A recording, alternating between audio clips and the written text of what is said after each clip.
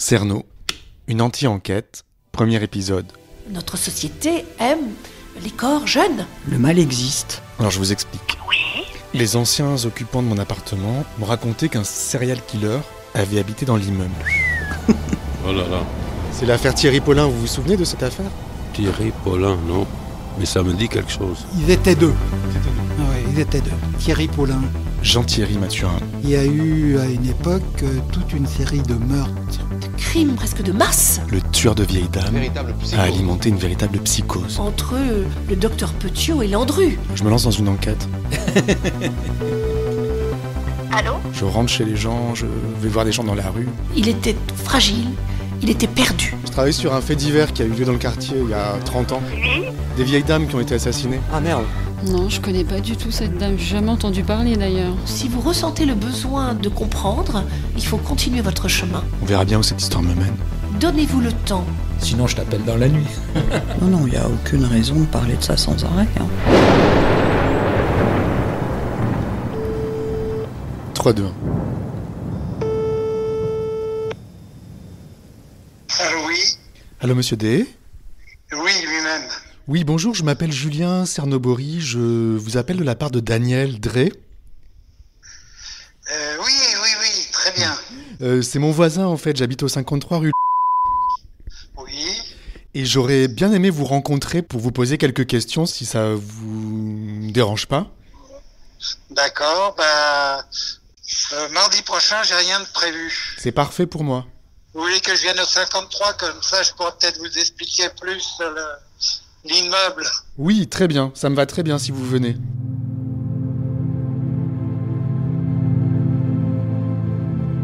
Donc on va voir ce que ça donne ce rendez-vous, si j'arrive à apprendre des choses sur Jean-Thierry Mathurin. En attendant, il fait beau, j'ai envie de prendre mon vélo et d'aller sur le premier lieu de crime pour voir si je peux trouver des informations sur la première victime et voir ce qui reste d'elle 35 ans après en fait. Donc je vais y aller.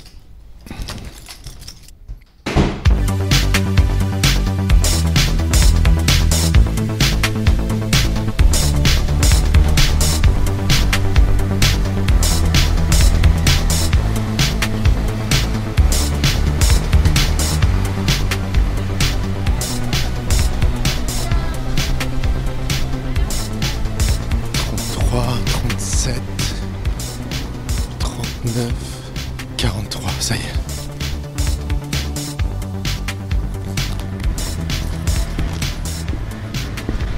Là, j'ai garé mon vélo. Je suis donc rue Le Pic. Et c'est ici que tout a commencé. Ça va? Rien de cassé? Rien de cassé? Je fais un reportage. Ouais. Je travaille sur un fait divers qui a eu lieu dans le quartier il y a 30 ans. D'accord, il s'est passé quoi? Des vieilles dames qui ont été assassinées. Ah merde. Ouais. Et comment? Par des deux tueurs en fait, Thierry Paulin et Jean-Thierry Mathurin. D'accord. Et voilà, je commence aujourd'hui. Je vais sur les lieux des crimes. D'accord, moi j'en sais rien. Je vis ici depuis 2 ans. Vous êtes d'où? Italie. D'accord. Ouais. Ok. Vous venez de tomber là avec des rollers. Ouais. Et vous commencez à peine à faire du roller ou... Oui, je commence. Vous avez fait un trou et vous saignez en fait au genou. Oui, mais Ça va aller y a pire. Ouais, bonne continuation alors. Ah, vous aussi, bon Moi c'est courage. Julien. Julien. Ah bah enchanté. Salut. Bon courage, merci.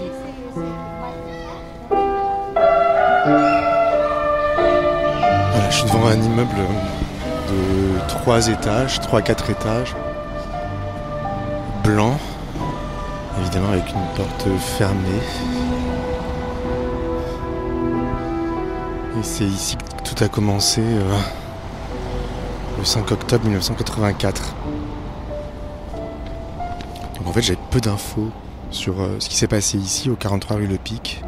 Juste un petit bout d'article qui dit ceci. Le 5 octobre 1984, une vieille dame de 91 ans, Germaine Petitot, est agressée chez elle par 2 hommes, dans son petit appartement de la rue Le Pic, au bas de la butte Montmartre. Elle est ligotée, bâillonnée et battue avant d'être délestée de ses économies. La malheureuse est dans l'incapacité de donner une description de ses agresseurs. La police enregistre les faits Et la déposition va s'ajouter au dossier déjà trop volumineux qui concerne les attaques de personnes âgées dans le 18e arrondissement. Le même jour, dans le 9e arrondissement, Anna Barbier-Pontus a moins de chance que Germaine Petitot. En fait, me voilà ici comme un imbécile, je peux pas entrer dans l'immeuble, je sais pas ce que je veux faire. Il y a un magasin en bas qui s'appelle Poussière d'étoiles et qui vend, je sais pas quoi, des vêtements. Donc je vais peut-être aller voir dans ce magasin. Il faut que je prenne mon courage à deux mains parce que je suis un peu angoissé, je sais pas pourquoi. Et le magasin est fermé jusqu'à 15h30. Il y a un monsieur qui fume une cigarette devant un salon de coiffure. Bonjour monsieur, vous savez pas à quelle heure ouvre le magasin là vous êtes le coiffeur? Ouais. Le magasin à Poussière d'étoiles à côté, vous savez pas à quelle heure ça ouvre? Oui, elle vient dans une demi-heure à peu près. D'accord, elle est sympa la dame qui... Oui, Mylène, oui. C'est une copine à vous? Pas une copine, une amie. Ah oui. Elle est adorable, Mylène. Et j'ai une petite question en fait. Ça fait longtemps que vous êtes là vous? Oui, bien sûr. Combien de temps? Il y a 28 ans. Donc vous êtes arrivé en quelle année? 92. D'accord. Parce qu'en fait j'essaie d'obtenir des renseignements sur une dame qui a vécu ici au 43 dans les années 80. Germaine Petitot, vous n'avez pas entendu parler? Pas du tout. Bon, ça va vous? Ça va, et vous? Oui, ça va. Qu'est-ce que vous faites là? Coiffeur, en train de me reposer un peu. Vous vous reposez de quoi? Quand j'ai pas de clientèle, prends un café, une petite cigarette, Donc là vous fumez une cigarette devant. sous le soleil. Ça vous fait du bien? Oui, ça va.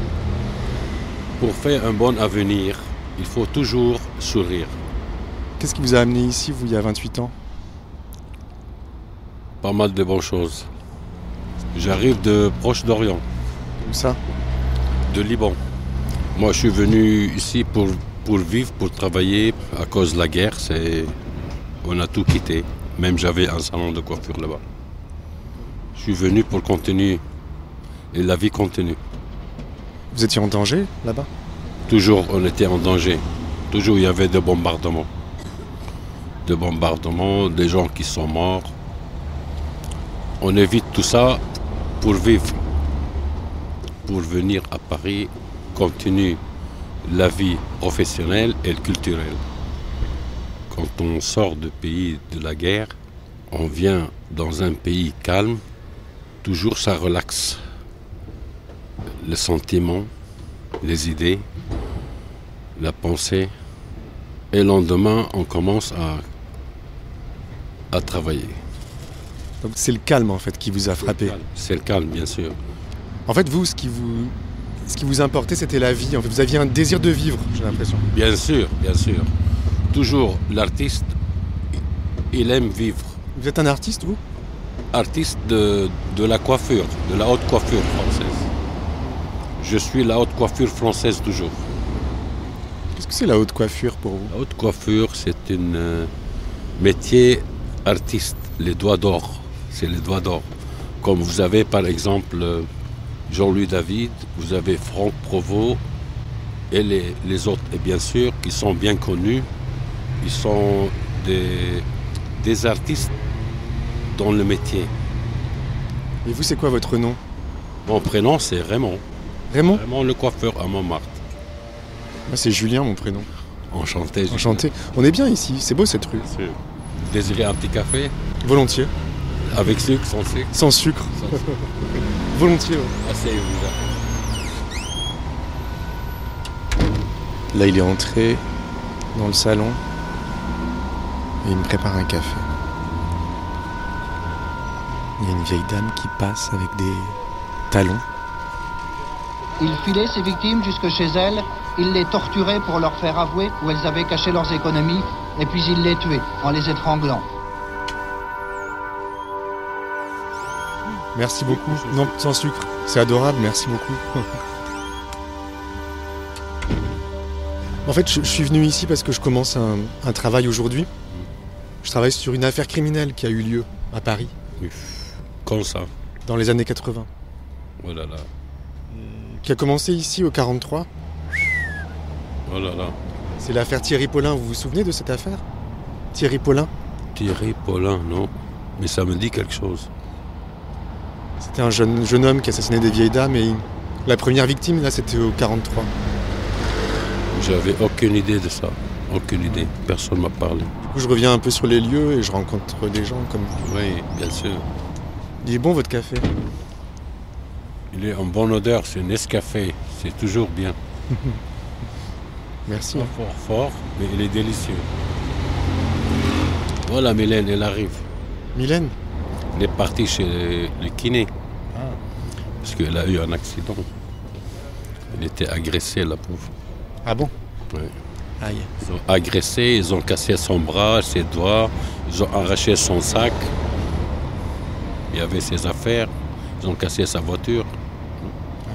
C'est pas facile. Elle ne sait pas de cette histoire. Si vous parlez de l'histoire, elle n'a aucune idée. Je vais lui poser la question. Demandez. Il n'y a pas des gens qui vivent là depuis longtemps? Si. Si, il y a un monsieur qui habite au 2e étage, un monsieur qui est d'origine turque.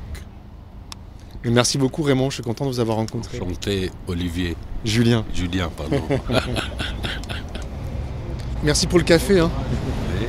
Et ça me fait plaisir de rencontrer un monsieur qui s'appelle Julien. Fait entrevue avec lui aussi.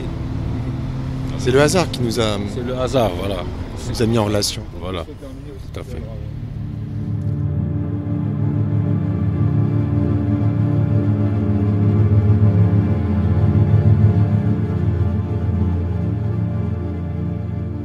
Bonjour, j'essaie de retrouver les traces d'une dame qui a vécu ici dans les années 80 qui s'appelait Germaine Petitot.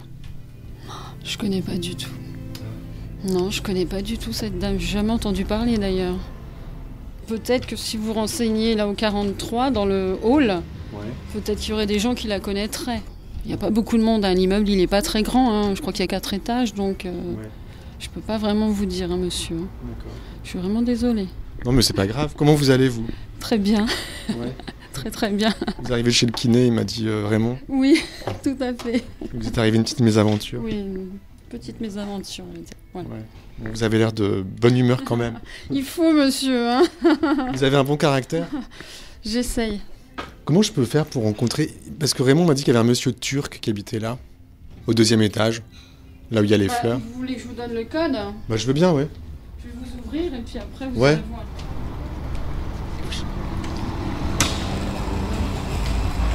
Merci. Bon, je vais aller... Vous pensez que je peux aller frapper? Bon, oui, vous pouvez toujours essayer, on sait jamais. Hein. Bon. Qui tente rien n'a rien, monsieur. Ça me fait peur un peu. Oh, n'ayez pas peur. Au plaisir. Merci Mylène. Bah, de rien. Bonne journée alors. Au revoir.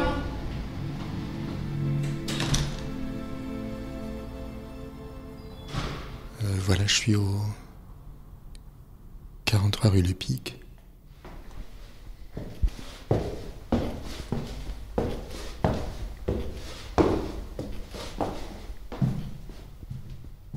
J'avoue que c'est bête, mais je me sens pas rassuré.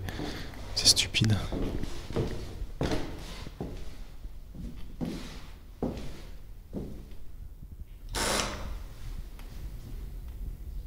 Bonjour. Bonjour monsieur. On m'a dit que vous habitez depuis longtemps ici. Oui. C'est Raymond, le coiffeur, qui m'a conseillé de venir vous voir en fait. Oui. Parce que je fais une enquête sur une dame qui s'appelait Germaine Petitot. Germaine Petitot. Elle habitait ici? Germaine Petitot Michel, je crois. Ah, Michel, voilà. Oui. Madame Michel. Vous vous souvenez de cette personne? Ah, bien sûr. Elle habitait au-dessus.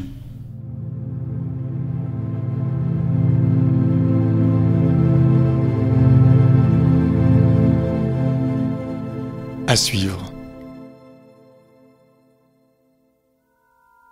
Si vous avez aimé cet épisode de Cerno et que vous souhaitez m'aider dans mon anti-enquête, partagez-le, parlez-en autour de vous et surtout, mettez des étoiles dans votre appli de podcast. C'est très important pour la durée de vie de la série. Rendez-vous dimanche prochain et d'ici là, ne laissez pas traîner vos grands-mères.